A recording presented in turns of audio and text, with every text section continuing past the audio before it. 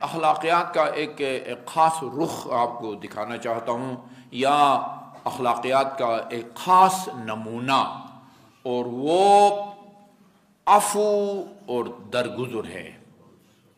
عفو اور درگزر ہے۔ میں نے عفو اور درگزر کی فضیلت پر مشتمل تقریباً 8 آیات نوٹ کی ہیں۔ ظاہر ہے ساری نہیں سنا سکوں گا، اور 5 روایتیں نقل کی ہیں، یہ بھی ساری نہیں سنا سکوں گا، وہ چند ایک سنا سکوں گا جس میں اللہ تعالیٰ نے عفو کا، کہیں رسول خدا صلی اللہ علیہ وسلم مخاطب ہیں، اللہم صلی اللہ محمد و آل محمد، اللہ رسول خدا سے فرماتا ہے کہ فاصفح الصفح الجمیل، بہترین انداز میں درگزر کریں۔ کہیں سب لوگ مخاطب ہیں، اور کہیں رسول اکرم صلی اللہ علیہ وآلہ وسلم مخاطب ہیں۔ یہ ٹھیک ہے، یہ حقیقت بھی آپ کے ذہن میں ہونی چاہیے کہ کچھ خواص الرسول ہے، خواص الرسول، کچھ خصوصیتیں رسول خدا میں ہیں جو اس دنیا میں کسی کے پاس نہیں ہیں۔ وہ خصوصیات اللہ تعالیٰ نے جن خصوصیات سے نوازا تھا ان کو معجزہ سمجھ لیں۔ اسی طرح کچھ آپ کی ذمہ داریاں آپ کی تھی جو باقی لوگوں کی نہیں تھی۔ مثلا نماز تہجد پڑھنا ہمارے لیے مستحب ہے، رسول خدا پر نماز تہجد پڑھنا وہ واجب تھا، یہ عمل آپ کے اوپر۔ یہ جو ہے عفو کرنا، یہ صرف رسول خدا سے نہیں کہا جا رہا ہے، سب لوگوں سے کہا جا رہا ہے کہ عفو کرو، عفو کرو، درگزر کرو، درگزر کرو۔ آپ بے شک حق بجانب ہو، آپ کے ساتھ زیادتی ہوئی ہو، لیکن درگزر کرو۔ اس درگزر کا فائدہ کیا ہوگا؟ شاید اکثریت سامعین یا ناظرین کے ذہن میں یہ نہ ہو کہ یہ قرآنی آیات کا مضمون بھی ہے، جو آدمی لوگوں کو معاف کرتا ہے نا، لوگوں کو معاف کرتا ہے، خدا اسے معاف کرتا ہے۔ اور آپ کو کیا چاہیے؟ جو لوگوں کو، یہ آخری آیت جو نوٹ کی ہے اس کا آخری حصہ میں آپ کو سناتا ہوں، باقی حصہ آپ کو نہیں سناتا۔ وَلْيَعْفُوا، ادھر رسول خدا مخاطب نہیں ہے، وَلْيَعْفُوا، لوگوں کو چاہیے کہ وہ معاف کریں، عفو کریں ان لوگوں کو کہ جن کا آپ کے ذمہ کوئی حق ہے۔ یہ نہیں کہا جا رہا ہے کہ اگر کسی نے آپ کا پیسہ دینا ہے، آپ کا مقروض ہے تو اس کو معاف کر دے۔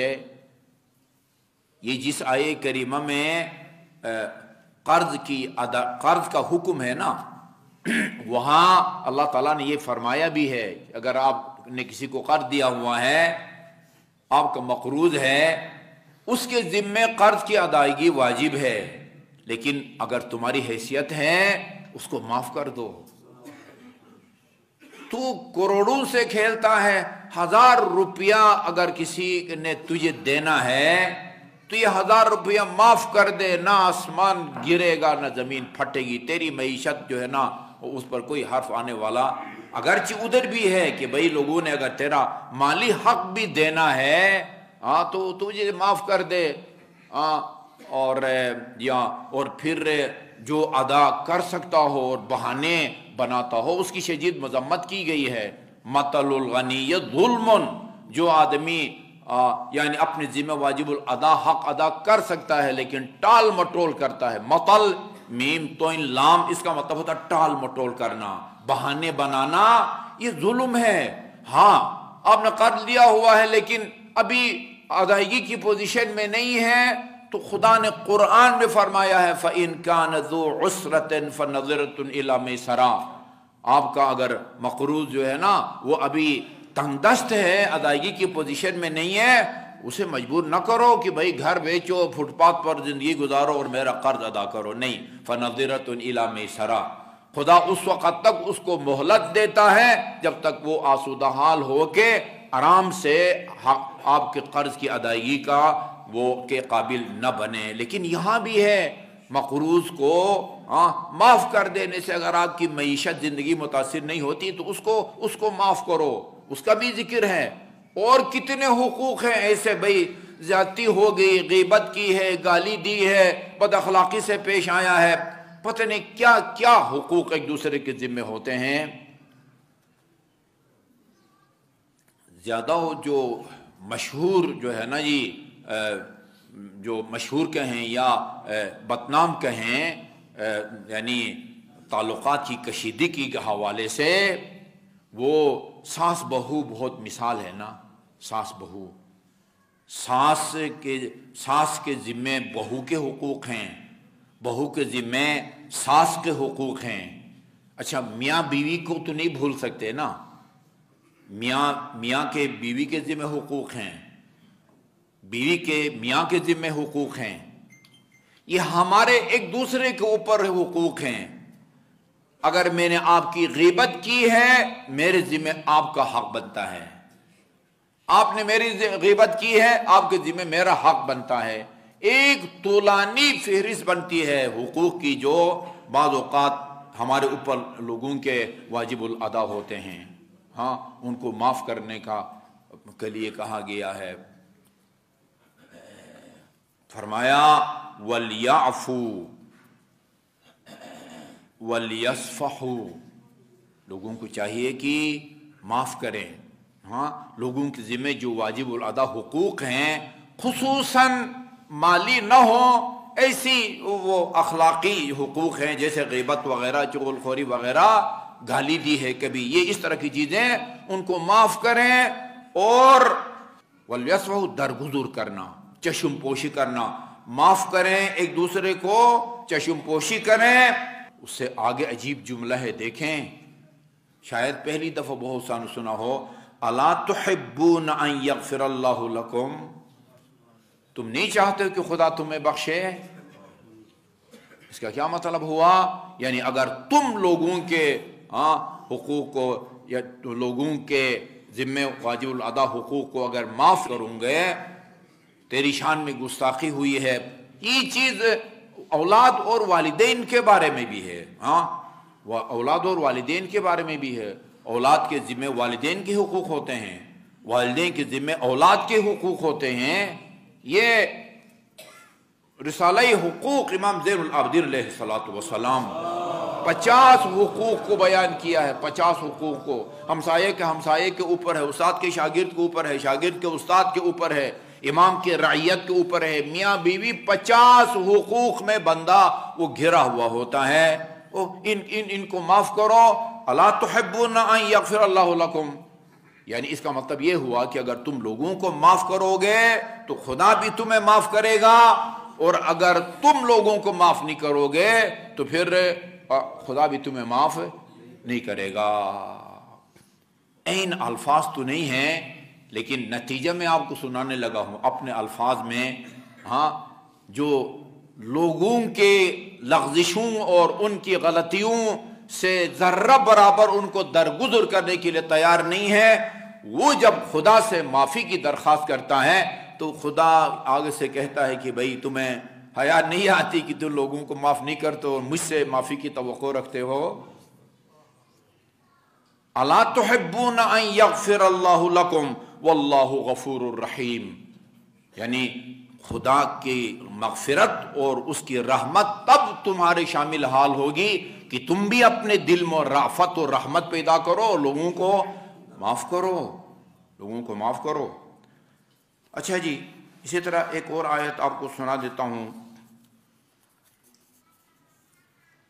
یہ اولاد کے حوالے سے ہے۔ یا ایھا الذین آمنوا ان من ازواجکم و اولادکم عدو لکم، تمہاری بعض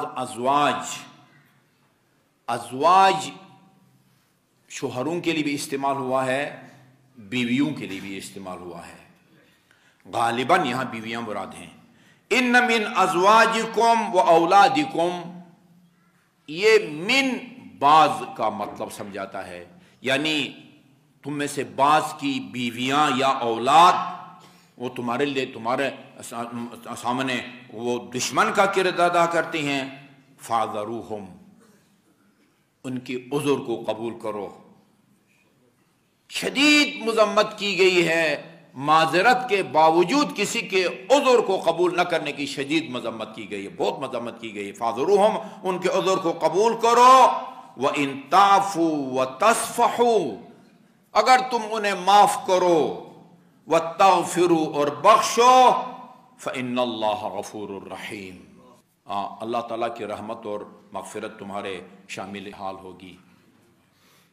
2 منٹ کے لیے تھوڑا سا رک کے تھوڑا سا تجزیہ کریں اپنے وجدان کی عدالت میں۔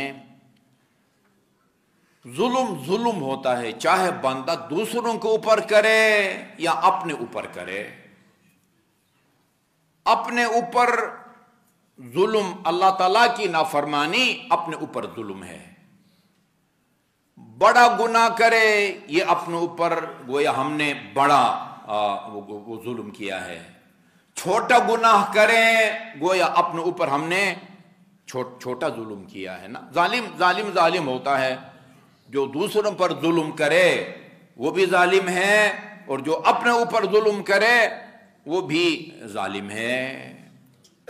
ہاں، تھوڑا سا آپ جائزہ لے لیں، وہ موازنہ کریں کہ 70 سال اگر میری عمر ہے، 70 سال، اس 70 سال میں نے زیادہ اپنے اوپر ظلم کیا ہوگا یا لوگوں نے مجھ پر زیادہ ظلم کیا ہوگا؟ کوئی مقابلے والی بات ہی نہیں ہے۔ معصوم جو عن الخطا جو نہیں ہوتا، شاید کوئی ایسا دن گزرے جس میں کوئی اللہ تعالیٰ کی نافرمانی نہ ہوئی ہو، نہ گناہ صغیرہ بندے سے سرزد ہوا ہو، نہ غیبت کی ہو، نہ سنی ہو، نہ کسی کے بارے میں بدگمانی کی ہو، شاید کوئی دن خالی ہو۔ یعنی یہ لوگ جو آپ کے اوپر ظلم کرتے ہیں آپ کی زندگی میں، ایک آدمی کی بات کریں نا، اچھا وہ ان مظالم کے مقابلے میں جو بندہ معصیت کے ذریعے اپنے اوپر کرتا ہے وہ تقریباً نہ ہونے کے برابر ہے۔ یعنی اگر آپ لوگوں کو معاف کرتے ہیں تو اللہ تعالیٰ آپ کو معاف کرتا ہے، بہت بڑی فضیلت ہے۔ میں نے غالباً امام زین العابدین کی ولادت اللہم صلی اللہ علی محمد یا شہادت کی مناسبت سے یہ روایت نقل کی تھی۔ رمضان المبارک میں آپ اپنے غلاموں اور کنیزوں کی خطاؤں کو، ان کی غلطیوں کو نوٹ کرتے تھے، پوری ایک فہرست بناتے تھے۔ فلان غلام نے یہ کوتاہی کی، اور اس نے کیا کرنا تھا؟ کوتاہی کی۔ ائمہ معصومین کے حسن خلق اور ان کی وسعت ظرف سے استفادہ کر کے وہ نافرمانی کرتے، سستی کرتے تھے، اور جب پوچھتے تھے کہ ایسا کیوں ہوا، کہتے تھے اس لیے کیا کہ مجھے یقین ہے آپ مجھے معاف کر دیں گے۔ ان کی حسن خلق اور وسعت ظرف سے آپ مجھے کہنے دیں غلط فائدہ اٹھاتے تھے۔ امام علیہ السلام وہ پوری ڈائری بناتے تھے رمضان المبارک میں، رمضان سے پہلی سے لے کر آخر تک، فلان نے یہ نافرمانی کی، فلان نے یہ فرمانی کی، فلان نے یہ فرمانی کی، اس کنیز نے یہ نافرمانی کی، اس غلام نے یہ نافرمانی کی، اور عید کے دن سب کو جمع کرتے تھے۔ دیکھو تم سے یہ غلطی ہوئی ہے، تم سے یہ غلطی ہوئی ہے، تم سے یہ غلطی ہوئی ہے، میں تم سب کی غلطیوں کو معاف کرتا ہوں۔ تم خدا سے یہ دعا کرو، خدایا جس طرح علی ابن الحسین نے ہمارے غلطیوں کو معاف کیا ہے، تو بھی علی ابن الحسین کی مغفرت فرما۔ تم یہ دعا کرواتے تھے، یہ دعا کرتے تھے اپنے غلاموں سے اور کنیزوں سے۔ عفو کریں گے تو خدا عفو کرے گا۔ یہ اخلاقی قدروں کو نہ سمجھنے کا نتیجہ ہے۔ بعض اوقات کسی نے گالی دی ہے، کسی نے گستاخی کی ہے، غیبت کی ہے، اس کو معاف کرنے کو بغیرتی کا نام دیا جاتا ہے۔ یہ زمانہ ہے، رسول خدا کا ہے نا، ایک زمانہ آئے گا کہ پسندیدہ چیز ناپسندیدہ سمجھی جائے گی، ناپسندیدہ چیز پسندیدہ سمجھی جائے گی۔ یہ کوئی آپ سے زیادتی کرے اس کو معاف کرنا، حتی تک قاتل کو، یہ بہت دفعہ میں سنا چکا ہوں، یہ ایک مولانا قتل ہو گئے تھے یہاں GFF11 مولانا مصطفیٰ عمران، وہ گواہی بھی دی، کسی نے عینی گواہ بن کے، عدالت نے ان کو سزائے موت سنائی، عدالت نے ان کو سزائے موت سنائی۔ ہمارے ایک ٹرسٹی ہیں، میں بھی وہ بھی ان کی اہلیہ کے پاس ان کے گھر گئے، وہاں جا کے ہم نے ان کو یہ حدیث سنائی۔ رسول خدا نے فرمایا ہے اگر کوئی کسی کے باپ کو قتل کر دے تو بیٹے کو قصاص کے طور پر باپ کے قاتل کو قتل کرنے کا حق پہنچتا ہے، لیکن اگر اس کو معاف کر دے تو اس نے مجھ پر یعنی رسول خدا پر احسان کیا ہے۔ سزا سنائی گئی تھی، ان لوگوں نے معاف کر دیا اس کو۔ ہاں، وہ جو جس کو سنائی گئی تھی اس کا نام لینے کی ضرورت نہیں ہے۔ یہ اصل فتح ہے، کسی کو معاف نہ کر کے اور انتقام پر اصرار کرنا، یہ کوئی فتح نہیں ہے، خیبر فتح نہیں کیا ہے، یہ اصل میں غیرت نہیں ہے۔ جو غیرت ہے ہاں اس کی طرف متوجہ نہیں ہے۔ کون سی بے غیرتی، کیا غیرتی ہے؟ یہ روایات کا مضمون ہے کہ بھئی وہ آپ کی گھر کی خواتین، بیوی، بیٹی، ہاں بہن، سربراہنا وہ مجمع عام میں نامحروم کے سامنے جاتی ہے، اگر آپ خاموشی اختیاری کرتے ہیں تو یہ غیرت کے منافی ہے۔ اس کی طرف متوجہ نہیں ہے۔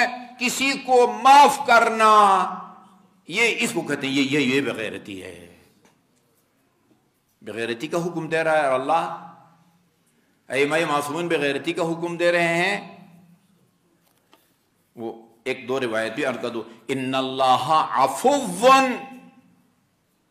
یحب العفو، اللہ تعالیٰ خود بڑا عفو کرنے والا ہے، اور دوسرے بھی جب کسی کو معاف کرتے ہیں اللہ کو یہ معاف کرنے کا عمل وہ پسندیدہ ہے۔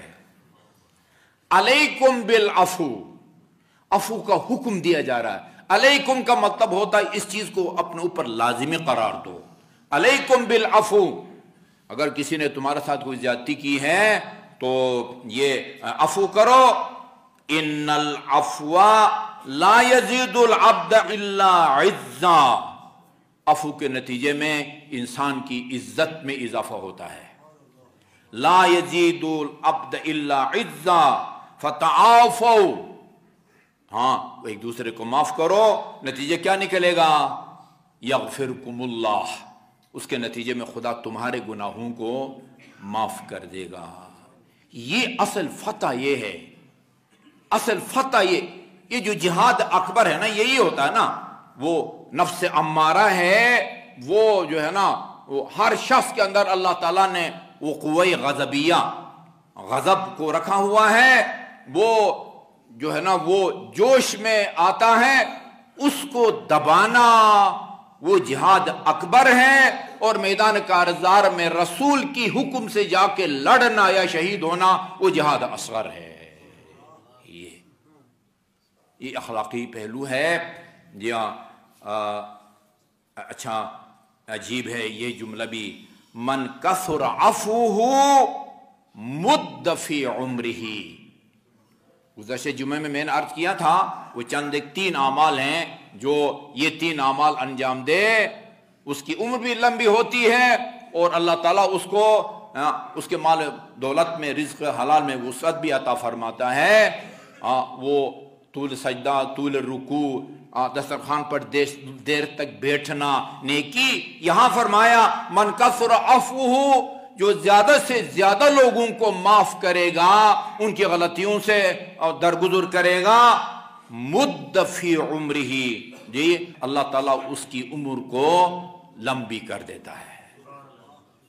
اور میں یہ طول عمر کے باب میں میزان الحکمت میں پڑھ رہا تھا، وہ اعمال جس کے نتیجے میں اللہ تعالیٰ انسان کی عمر کو طولانی کر دیتا ہے، وہ نواسۂ پیغمبر امام حسین علیہ السلام کی زیارت بھی ہے۔ زیارت امام حسین بھی ان اعمال میں سے ہے جس کے نتیجے میں خدا لمبی عمر دیتا ہے اور رزق حلال میں بھی اضافہ کرتا ہے۔ جس طرح حج کے بارے میں ہے، بھئی لاکھوں خرچ ہوتا ہے حج کے نتیجے میں، لیکن معصوم کا کنفرم فرمان ہے کہ حج اور عمرہ انسان کے سے فقر، غربت اور ناداری کو وہ دور کر دیتا ہے۔ لہذا یہ جس نے جو اڑ گیا نا، میں کہتے ہیں بات فخریہ طور پر میں قیامت تک معاف نہیں کروں گا، وہ اللہ تعالیٰ کی مغفرت سے اپنے آپ کو محروم کر رہے، کوئی تلوار نہیں مار رہی، خیبر فتح نہیں کیا۔ فتح خیبر یہ ہے کہ معاف کرو، معاف، اس میں عزت ہے۔ یا اور آخری روایت سنا دوں، تجاوزوا عن عثرات الخاطئین، عثرات لغزشوں کو کہتے ہیں، خطا کاروں کی لغزشوں سے درگزر کرو، خطا کاروں کی لغزشوں سے درگزر کرو، یقیکم بذالک سوء الاقدار، اللہ تعالیٰ وہ برے فیصلے تمہارے حق میں ہیں نا، جو برے فیصلے ہیں یا برے مقدرات ہیں، ان سے اللہ تعالیٰ تمہیں بچائے گا اگر لوگوں کی غلطیوں سے اور ان کے لغزشوں سے تم درگزر کرو گے۔ مجھے امید ہے اس اخلاقی پہلو کو کی طرف متوجہ ہوئے ہوں گے۔ اللہ تعالیٰ ہم سب کو اس سے اخلاقی خوبی کو اپنی زندگی میں اپنانے کی توفیق عطا فرمائے۔